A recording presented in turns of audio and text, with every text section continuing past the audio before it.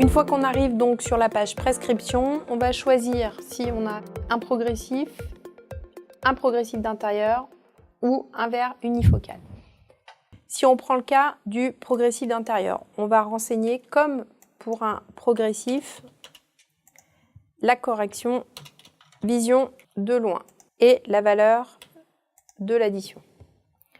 S'il y a un prisme, comme on l'a évoqué, on active ce champ. On va ensuite définir la méthode de mesure de l'addition exactement comme dans le cas du verre progressif. On va renseigner la distance de lecture habituelle et ce que notre porteur portait avant.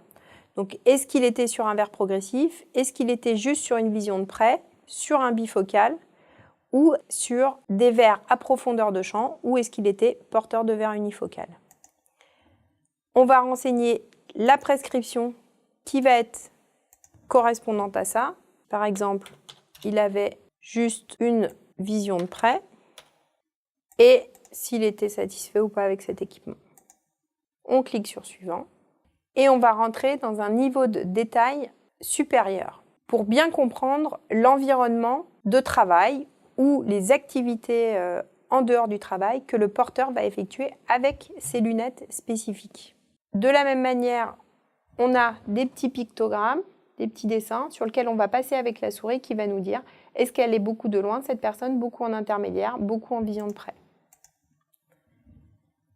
Est-ce qu'elle utilise des ordinateurs fixes, peu ou beaucoup, portables et outils numériques type tablette et smartphone.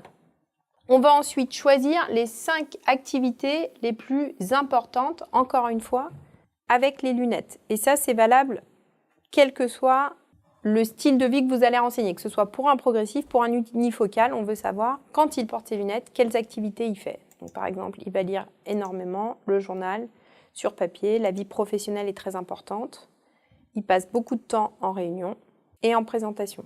Une fois qu'on a défini ces 5 activités, on va cliquer sur suivant. Et on arrive sur la reconstruction.